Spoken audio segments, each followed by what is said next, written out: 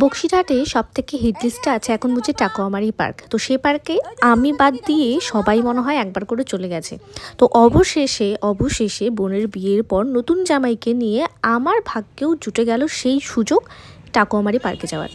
একেবারে ফ্যামিলি শুদ্ধ আমরা রেডি, সব বরদিকে দেখতে পাচ্ছ, বোন যাচ্ছে বাইকে, এদিকে আমাদের দুজন আরও ছোট ছোট বুনুকে নিয়ে আমরা চললাম টাকোয়ামারি পার্কের উদ্দেশ্য একটাই, পার্কটাকে দেখবো। এত নাম শুনেছি সবাই মোটামুটিভাবে 4-5 বার যাওয়া শেষ। অবশেষে আমি এই প্রথমবারের মতো রওনা দিতে পারলাম। তো চারিদিকে দেখো, মহিষকুচির দিকে যখন যাচ্ছিলাম সেই সমস্ত দিনের কথা মনে পড়ে যাচ্ছিলো। এত সুন্দর ক্ষেত, এত সুন্দর পরিবেশ, এত সুন্দর হাওয়া বাতাস, কিন্তু মাঝখানে বাদ সাধলো এই রাস্তাটার অবস্থাটা জাস্ট কি আর বলবো। আমাদেরকে টোটো থেকে নামতে হলো, ততক্ষণে ওরা বাইক নিয়ে এতটুকু এসেছে। টোটোটা এমনি গেল অতদূর, তারপর আবার মাঝ রাস্তায় আমরা টোটোতে উঠলাম। ওঠার পরে দেখো একেবারে মাঠ ভর্তি বকের শাড়ি, যাকে বলে বসন্তের হাওয়া বইতে শুরু করেছে, ফাল্গুন মাস পড়েছে, মানে আর কি চাই। এত সুন্দর একটা বসন্ত ভাবের মধ্যে আমরা চলে গেলাম পার্কে আমাদের এনজয় করতে। এখানে মেইনলি পুচকিটাকে নিয়ে যাওয়া আর নিজেদের একটুখানি এনজয়মেন্ট, এটাই ছিল উদ্দেশ্য। তো যথারীতি গিয়ে দেখলাম পার্কটা সত্যিই ভীষণ সুন্দর। এই পার্কের সম্পর্কে কিছু বলে দিই, এই লোকটা যিনি বানিয়েছেন তিনি তার নিজের বাড়ির সঙ্গে এই পার্কটাকে বানিয়েছেন এবং কোনো টিকিট ফিকিট কিচ্ছু নেই, জাস্ট ফ্রিতে এই পার্কে ঢোকা যায়। সব থেকে বেস্ট আমার এটাই লেগেছে।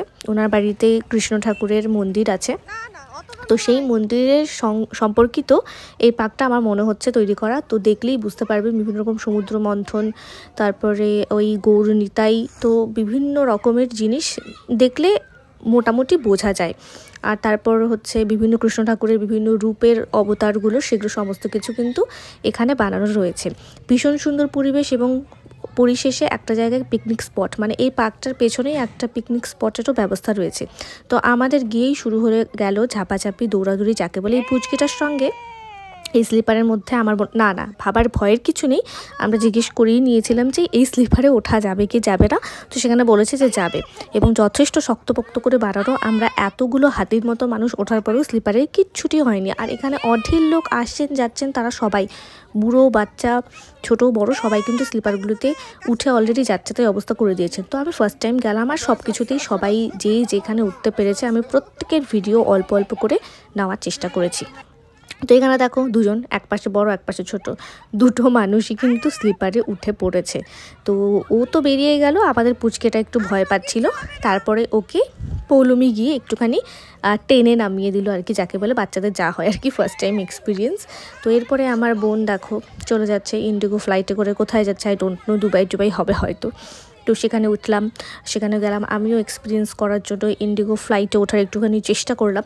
তো এখানে এত সুন্দর বানিয়েছে, সত্যি মনটা ভরে গেছে আমার একদম, যাকে বলে অনেক দিন পরে এরকম অনেক দিন পরে এরকম একটা বাচ্চাদের পার্কে যাওয়ার সুযোগ হলো উইথ একটা বাচ্চা, তার সঙ্গে আরও মনে হয় আমরা 6 জন বাচ্চা চলে গিয়েছিলাম। আরও অনেক মজা করেছি। আর তার সঙ্গে তোমাদেরকে বলে দিই, নতুন জামাই কিন্তু আমাদেরকে এই পুরো ট্রিপটা করিয়েছে। এখান থেকে জাস্ট সামান্য দূরে, জাস্ট একটুখানি ওরা ফেরানিতে এসেছিলো, বাড়িতে মন বসছিল না, ব্যাস আমরা এই 6-7 জন মিলে একেবারে পার্কে চলে গেছিলাম, কারণ কাছাকাছি ডেস্টিনেশন এটাই ছিল। বিকেল বেরোলে ঘন্টাখানেক সময় লাগে, টোটোতে করে যাওয়া যায়, টোটো রিজার্ভ করেই যাওয়া যায়। আর টোটোতে করে যেতে আমাদের এখান থেকে মোটামুটিভাবে 6 জনের 250 টাকা করে নিয়েছে যাওয়া এবং আসা মিলে।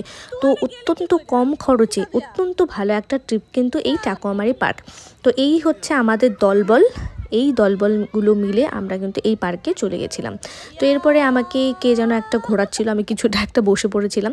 তো ঘোরাতে আমার এই ভিডিওটা আমি অ্যাটলিস্ট করে নিয়েছি, এত মজা লাগছিল যে কি বলবো।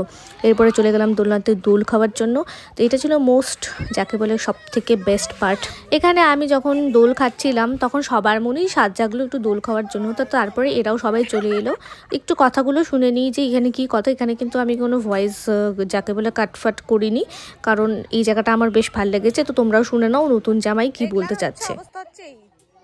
এইদিকে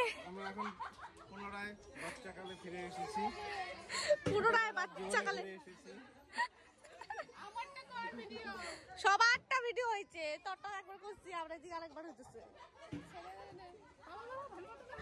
সামনে কে দোল খাচ্ছে, পেছনে কি সমস্ত কিছু ঢেকি খেলা খেলছে, মানে তার কোনো পাত্তা নেই। তো এখানে আমি একটু পার্কটা তোমাদেরকে দেখিয়ে দিই। এখানে দেখো একটা বিভিন্ন রকম বললামই তো কৃষ্ণ অবতারের মূর্তি আছে, আর এই হলো আমার মূর্তি যাকে। তো এরপরে একে একে স্লিপারে কিন্তু সবাই উঠেছে। প্রথমে উঠলো আমার বোন, তো বোনেরটা দেখে নাও। এরপরে লাইন দিয়ে সবাই উঠলাম, বোনের পরে উঠেছি আমি। আমার ভিডিওগুলো দেখে এখনও হাসি পাচ্ছে। এরপরে উঠেছে হচ্ছে মনটাই উঠেছে। সবার এক এক করে সবার ভিডিও আমরা কিন্তু খুব ভালো মতন এখানে তুলে রেখেছি। আর এরপরে উঠেছে আমার ভাগ্নে, যার জন্য এই স্লিপারটা অ্যাকচুয়ালিতে তৈরি। এরপরে তমা উঠেছে, আর সব শেষে লাস্টে মানে একদম একেবারে যে ভাগ্নেটা এসেছে, মানে আমার বাচ্চার মা, সেও বা কেন বাচ্চাবে আর কি। সবাই যদি উঠতে পারে তাহলে ও কেন উঠতে পারবে না, তাই না? এমনি স্লিপারটা ভাঙবে না, সেটা আমরা বলা করছিলাম। তো আশেপাশে থেকে কনফার্মেশন নিয়ে তারপরে কিন্তু উঠেছি। তো এখানে সমস্ত কিছু এনজয়মেন্ট একদম ফুলফিল, যাকে বলে একদম চরম লেভেলের একটা মজা হয়েছে। তো মাঝে মধ্যে ছোটো ছোটো জায়গায় বা এই সমস্ত কিন্তু আশেপাশের খোঁজখবর রাখতে হয়, কোথায় কি ভালো জিনিস আছে, তাহলেও কিন্তু একটা ভালো দিন কিন্তু মোটামুটি কয়েকজন মিলে কিন্তু ভালো মতন কাটানো যায়। অবশেষে ঠাকুরের দর্শন হলো, যেখানে মূল মন্দির সেখানে গেলাম। এরপরে আবার রাস্তাতে থেমে থেমে আমরা বাড়িতে ফিরে এলাম। তো তোমাদের যদি এই ভিডিওটা ভালো লাগে প্লিজ সাবস্ক্রাইব, আর ফেসবুক পেজটাকে একটু লাইক করে দিও। টাটা, দেখা হবে নেক্সট ভিডিওতে।